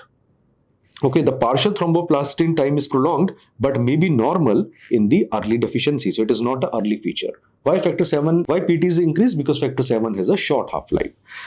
Then they say when there is mild deficiency, even the PT is normal, but there are elevated levels of under-carboxylated forms of the protein that are normally carboxylated. And the example for them is proteins induced by vitamin K absence, we call them as PIVKA. And there is a form known as PIVKA2, which can be used. So the first sign of vitamin K deficiency on blood picture, PIVKA2 elevation, followed by PT elevation, followed by APTT elevation. Remember like this. So there will be increased PIVKA2. Then there will be elevation of PT, and then there will be elevation of APTT. So this is the sequence you are supposed to remember. Now, let us do a quick review of vitamin K. Vitamin K has been asked NEET SS 24, which was held in 25. It was asked in NEET SS 23. It was asked in INI SS 23, both year exams. And it has been asked in NEET SS 2019, if I am correct. So it has been asked multiple times. So I will try to cover all these key points at one place. So vitamin K, it is a cofactor for which enzyme? Gamma carboxyglutamate enzyme. Vitamin K deficiency bleeding in neonates is a small topic. So neonates are very predisposed to develop vitamin K deficiency. It is of 3 types. First variety is early VKDB. It is also called as classic hemorrhagic disease of newborn. It occurs between 1 to 14 days. It is seen in exclusively breastfed child because the transplacental transfer of vitamin K is less. The liver stores of a newborn is less, and because the breast milk also does not have vitamin K, if you do not give the birth dose of vitamin K prophylactically, the child will develop early VKDB. Most common site of bleeding, it is GIT bleeds and mucosal bleeds, although other sites of bleeding can also occur, but more common is GIT and mucosal bleed. Then late VKDB occurs between 2 to 12 weeks, and rarely it can occur up to 6 months of age also. And it is also seen in exclusively breastfed babies, but malabsorption is a coexisting risk factor. And this is slightly more dangerous because the chances of CNS bleeds are more common, although these may have GIT bleeds also. So remember, GIT and mucosal bleeds in early form, CNS bleeds in the later form. And both of them can be prevented if you give single dose of vitamin K at birth. But the late VKDB, the coexisting risk factor will be malabsorption. So look out for how the question has been framed in the paper. So pause the screen. These points highlight in your notes so that you have complete clarity before you sit in the exam. What is to be marked if very overlapping picture examiner puts in the paper. Now VKDB at birth can also happen immediately at the time of birth within the first 24 hours. But it occurs due to maternal medications like warfarin, phenobarbital and phenytoin. They cross the placenta and they interfere with vitamin K metabolism in the child. Now, what is the prophylactic dose of vitamin K at birth? This has already been asked as a previous year question. Prophylactic recommended dose of vitamin K is 1 milligram in all babies. It is 1 milligram in all babies, except if it is a ELBW neonate, birth weight is less than 1 kg, the dose will be 0.5 milligram, and it is Government of India guideline. Some books write the doses as ml, examiner asks mg, because ml and mg, sometimes 1 ml can be equal to 1 mg, sometimes 1 ml, 0.5 mg, those doses are also available. So 1 mg is the dose, and it is always given intramuscular injection in anterolateral thigh. This is something which is basic and you all have done practically also during the birth of a child. Then, what is the treatment of VKDB? As I was saying, NEET SS 23, NEET SS 24, it has been asked. So, treatment. The dose will be 1 milligram. Which route you will be using? Intramuscular route. I am using a yellow color font to denote the route, because once a question has been asked regarding the route of choice. So, intramuscular IM route, PT will improve within 6 hours according to Nelson, and it will totally normalize within 24 hours. And for life-threatening bleeds, Akela vitamin K will not work. You will have to add fresh frozen plasma also in these patients. For treatment of vitamin K deficiency in adolescents, you will be giving the dose of 2.5 to 10 mg. The route will be intramuscular. For cholestatic conditions, long-term vitamin K needs to be given. For long-term use, you cannot give intramuscular on daily basis. 2.5 milligram weekly will be given, and here the route will become oral. So when they say weekly vitamin K for long-term maintenance, the answer will be oral vitamin K 2.5 mg weekly. You start with 2.5 mg once a week. If PIVKA is high, PT is not getting, PT prolongation is persisting, you can gradually increase the dose and come to as high as 5 mg per day. If 5 mg per day oral dose is attained and still patient not improving, very rare patients, you may need to give intramuscular. But generally, oral route is preferred for long-term therapy in such patients. Now, question number 18. So, the answer to this is increased PIVKA2. Question number 19. The following condition can be seen due to all of the following except what is this? What you can see in this picture? Can you see this patient is suffering from Castle's necklace? Castle's necklace. Sometimes examiner writes Castle necklace, but he uses a very specific word. He uses the word sunburnt rash. So whenever they say sunburnt rash, it is Castle's necklace which is being talked about. Now, Castle's necklace can occur due to a variety of reasons. It can occur due to pellagra. So niacin deficiency can cause it. So it is pellagra which can cause it. It can also occur in pellagra-like conditions or pellagra differential diagnosis. The most common cause of pellagra is niacin B3 deficiency. It can also be produced in disorders which interfere with tryptophan metabolism, like carcinoid syndrome, like Hartnup disease. So question is asking all of the following except. So the better way to write it is, I do not mark, I simply mention niacin deficiency can be a cause, Carcinoid syndrome can be a cause. Hartnup disease can be a cause. Can tryptophan excess cause Kessel necklace? No, tryptophan deficiency causes it. And so even with common sense, you can reach the answer correct. So basically why this question was created? Because very similar question again has been asked in the past. It is more like a PYQ. Easy questions also get asked. So what about Hartnup disease? One point I want to highlight here. Suppose you get a case scenario and option examiner is asking you to make the diagnosis and they have Kessel necklace given. Now it can be pellagra, it can be Hartnup disease, and they don't mention anything about the receptor being involved, genetic or age of onset. Look at the clinical picture. Hartnup disease will have pellagra-like presentation, plus they will have more prominent ataxia. Ataxia is less prominent. Dementia can occur in pellagra, but ataxia is relatively less common. Ataxia will tilt the scales in favor of Hartnup disease. And if they mention amino acid urea or they mention very early age of onset, then the diagnosis will go in favor of Hartnup disease. It's a condition which is characterized, it's an autosomal recessive condition. There is a small video on this as well, detailed video as well as rapid revision video. It occurs due to SLC6A19 gene mutation, and there is a deficiency of neutral amino acid transporter. So neither can tryptophan be absorbed from the gut, and those which are there in the body, the renal reabsorption of that will also be affected. So amino acid urea will occur in the patient, right? So this is just about Hartnup disease, the added point I added. Question number 19, the answer is B. Let's move to question number 20. Which of the following is the most common manifestation of selenium deficiency? Selenium deficiency is not common in India. It can occur in hilly areas, Tibet and China. Tibet is a part of China, but so China is endemic for selenium deficiency. Selenium deficiency produces two types of problems: Keshan disease and Kashin-Beck disease. Keshan disease has cardiomyopathy, and that is the likely answer here. Let's do a very brief review of selenium deficiency manifestation. First thing, selenium deficiency is common in China. It can occur rarely in hilly areas of the country as well. There are two types of disease manifestations of selenium deficiency. You have Keshan disease. I have discussed it before, but there is one additional point I want to emphasize. Second is Kashin-Beck disease. That additional point is important. Kashin-Beck disease.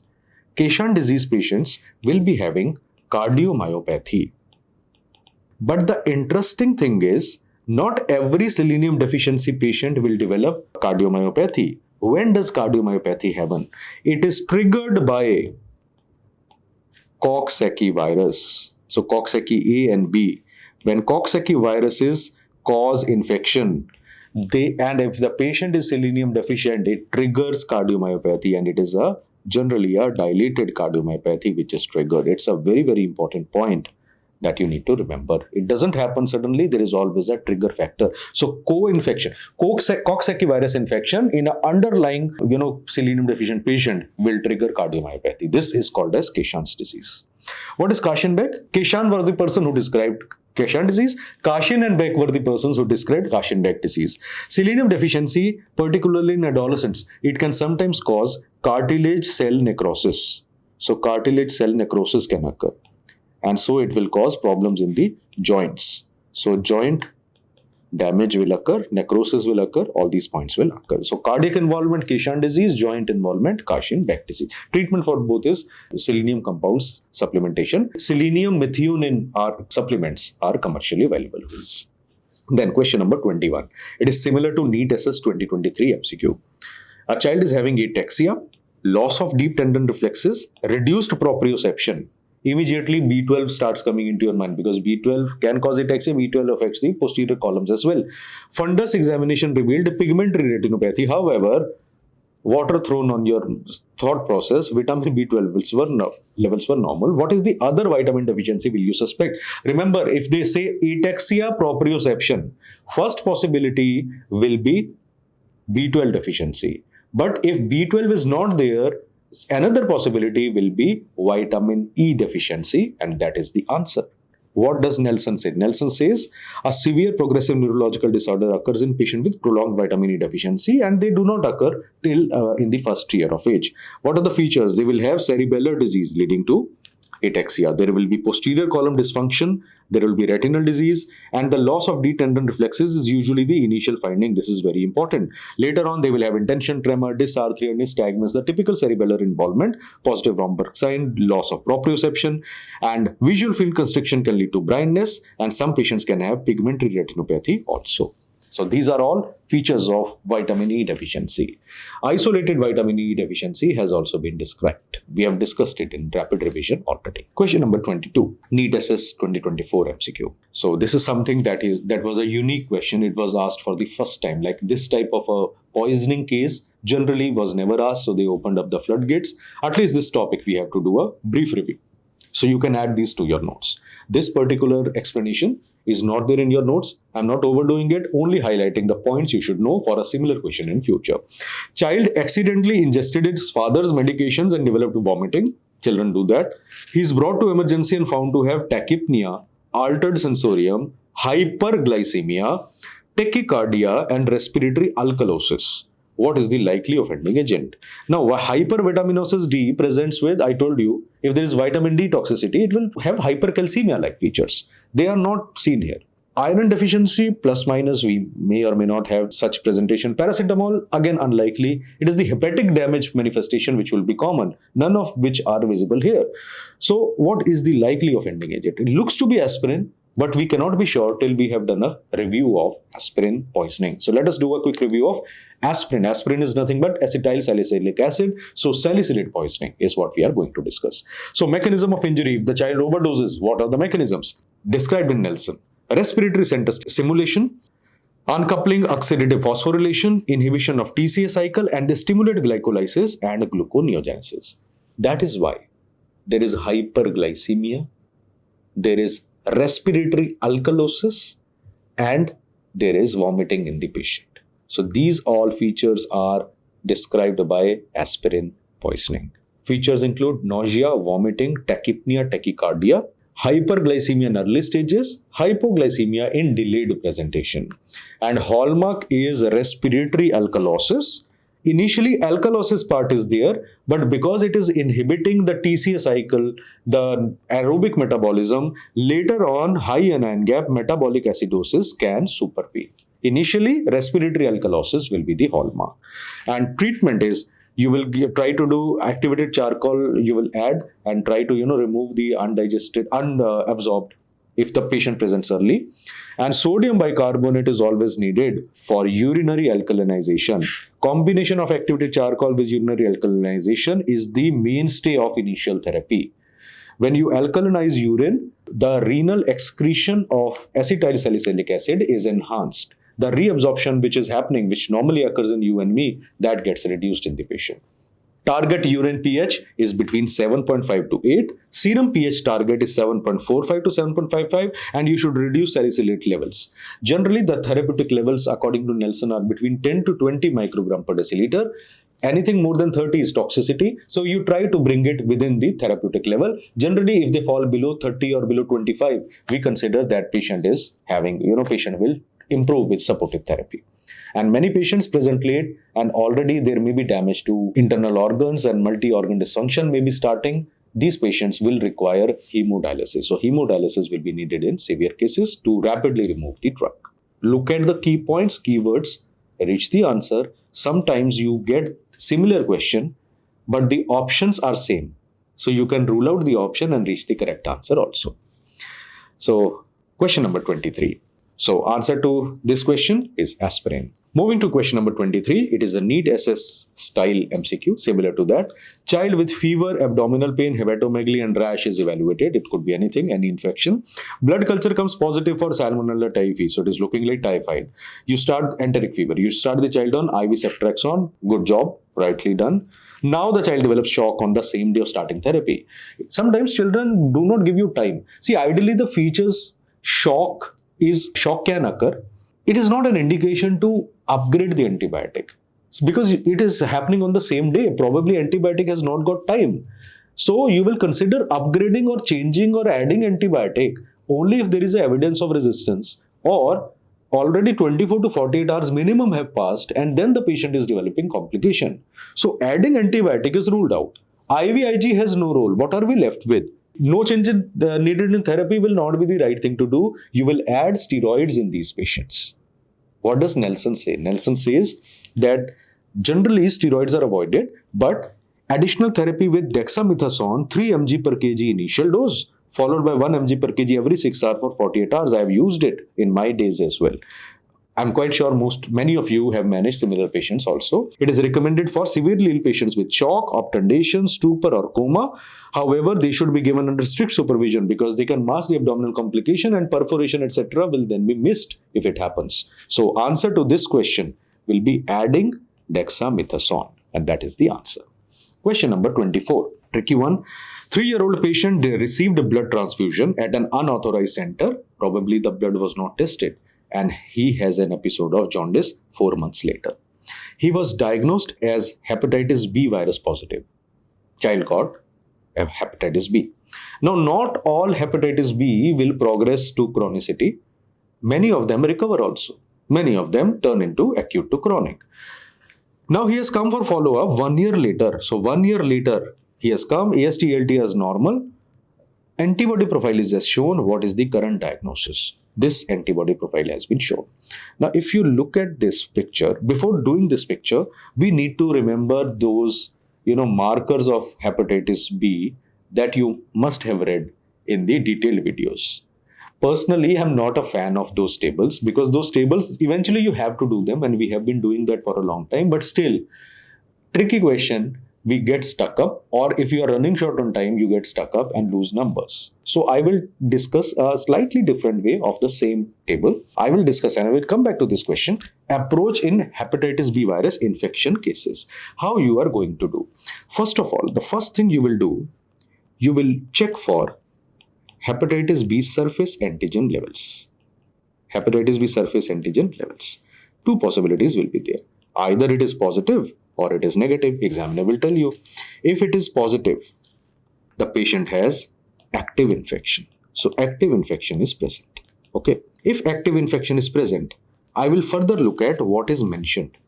Two possibility. If they say IgM anti-HBC is positive, HBC is core antigen. Or second possibility, IgG anti-HBC. Because if there is active infection, one of them has to be there. It cannot be that one of them is, both are missing. One of them has to be there. If IgM anti-HBC is positive, the likely diagnosis is acute hepatitis B virus infection. If this antibody is positive, the possibility is chronic hepatitis B virus infection. But if the hepatitis B surface antigen is negative, there is no active infection. No active infection. What will you do? If there is no active infection, there are three possibilities you will consider. First possibility, patient has, everything is negative. HBsAg is negative. Only anti-HBs is positive. Only anti-HBs is positive. If everything is negative, only anti-HBs is positive, the likely possibility in the patient is vaccinated patient, immunized patient. Vaccinated against hepatitis B virus using the recombinant vaccine. Second possibility, patient has anti-HBs positive. And patient is also positive for IgG anti-HBC. IgG anti-HBC. If both are present, the possibility will be patient got hepatitis B, but he is recovered. And recovered recently, less than 1 year, patient has recovered. Okay. Third possibility, anti-HBs is not there, only IgG anti-HBC is there. So here, what will be the possibility? Patient got hepatitis B but recovered. Remote recovery. When do you say remote recovery? Patient recovered more than, equal to or more than 1 year. And second will be low level carrier state. This is the same, the tables that you have read.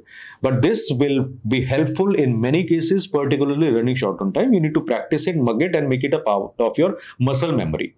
And finally, if infected, if hepatitis B virus infection is present, we always check the hepatitis B E antigen. It is also called as pre-core antigen. If it is positive, it indicates high infectivity. It is a marker of infectivity. And if it is negative, it is a marker of low infectivity. So this is the approach. Utilize it. If you have done already, if you have learned from me sometime, you would know this approach. If you haven't, please add it somewhere. It might just, make things easy for you in a hepatitis B virus antibody status kind of question. Let us go back to the question and see again. Now, look at this question. What are they saying? The patient has come 1 year later. 1 year means 48 to 52 weeks. We have to see here. We have to see here. Now, see, I am making it like this and see what is the status here. At 52 weeks, patient has come.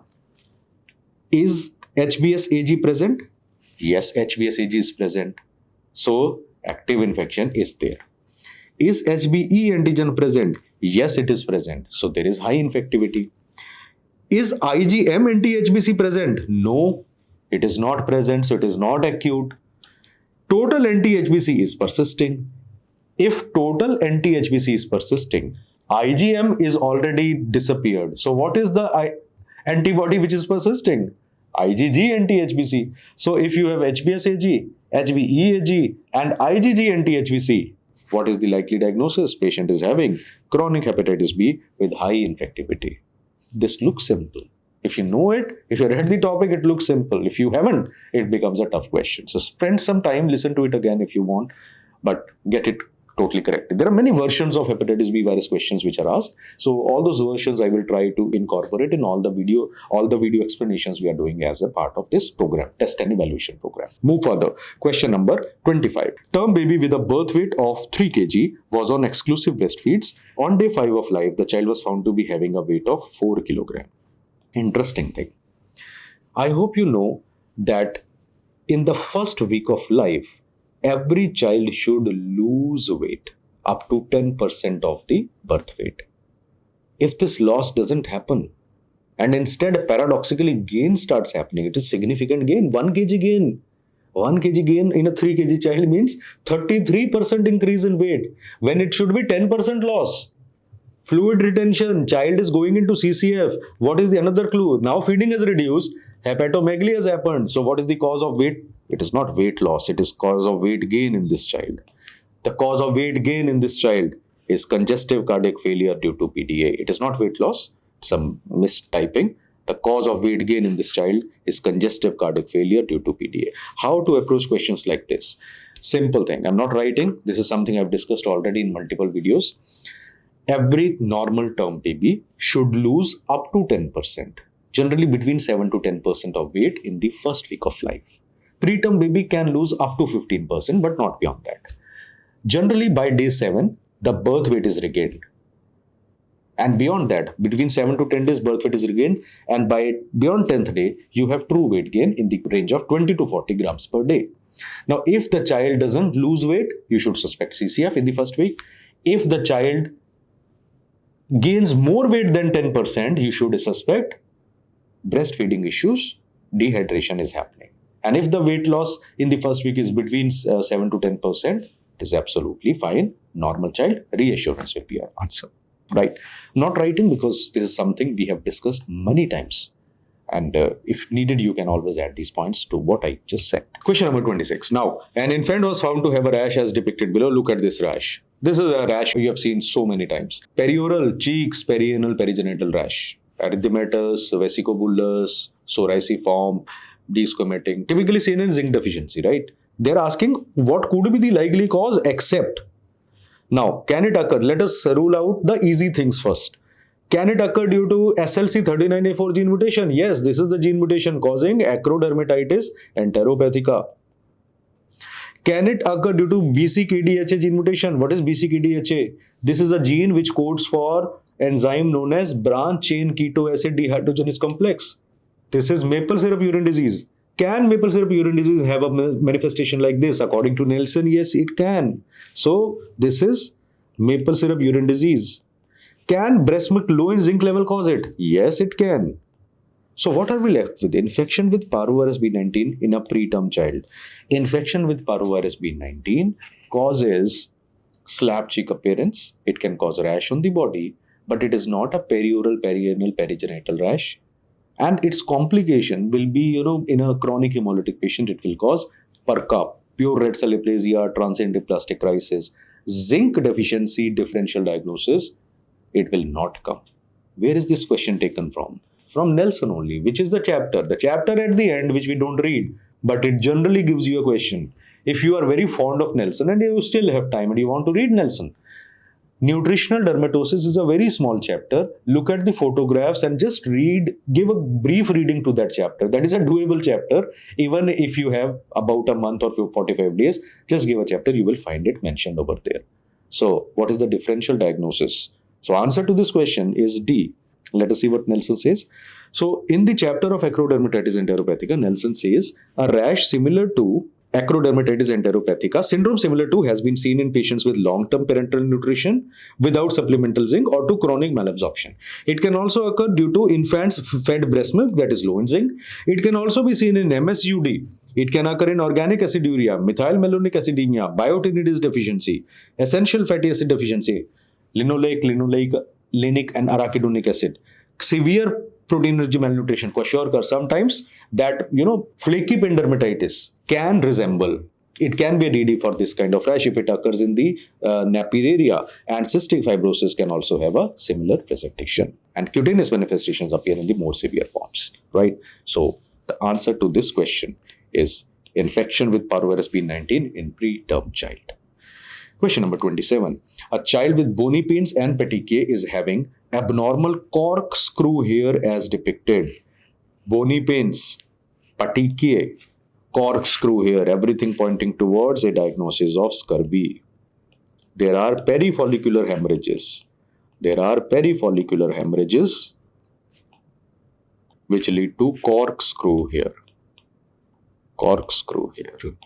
And apart from that, scurvy can have bleeding gums, it can have bone pains, subperiosteal hematomas can cause bone pain, that can cause pseudoparalysis, and they can also cause typical, frog-leg posture when the child lies supine. So all these points I've discussed already. So answer to this question is A. Remember that vitamin D generally does not have painful lesion. Vitamin C generally, deficiency I'm saying, generally has painful lesion. So there is an old term also, although this term is not applicable anymore. There cannot be scurvy without pain.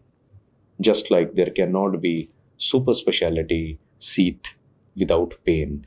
There cannot be happiness in life without heartbreak and its pain.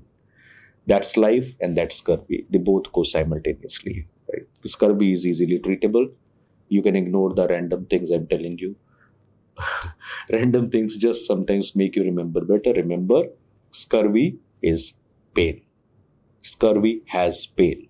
Pain, bleeding, think of scurvy if options are given to you.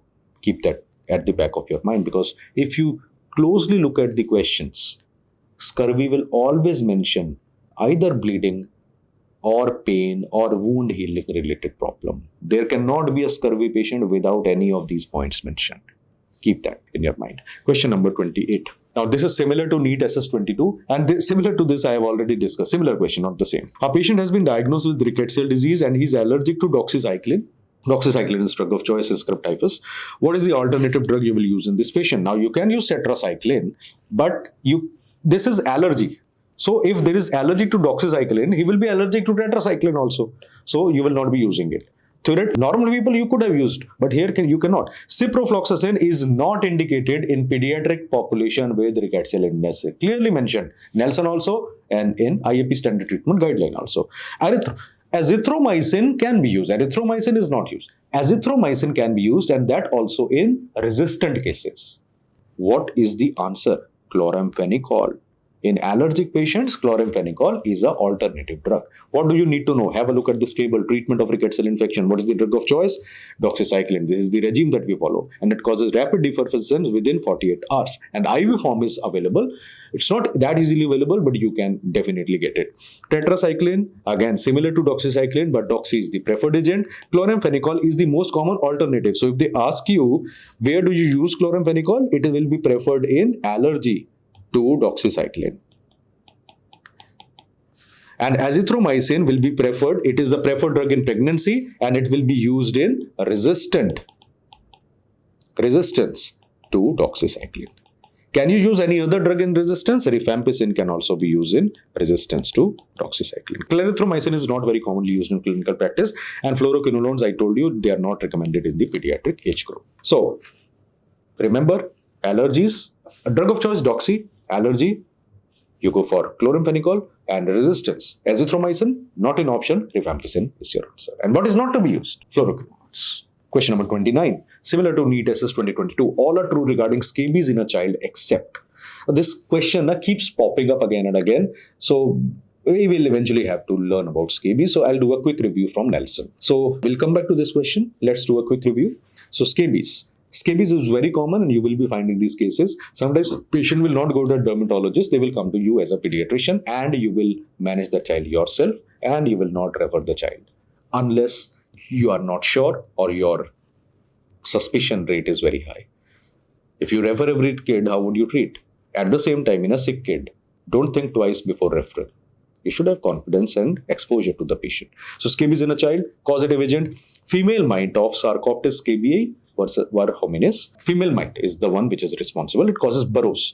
Most important factor for spread is extent and duration of physical contact. So infected beddings, infected patient, close contact, in older adolescents and adults, sexual contact, they all can transfer scabies. Generally, staying in a low quality hotel is the risk factor for scabies in you and me. In a kid also, kid is staying with you. That is also true. So a clean bedding is the best way to prevent scabies if you are traveler. Rarely spread by fomites. Fomites, it is not spread easily because isolated mite dies very soon. Clinical hallmark is intense pruritus. It's a very itchy condition, and pruritus is more at night, and there will be red papules, 1 to 2 mm red papules on palms, soles, and scalp in young children.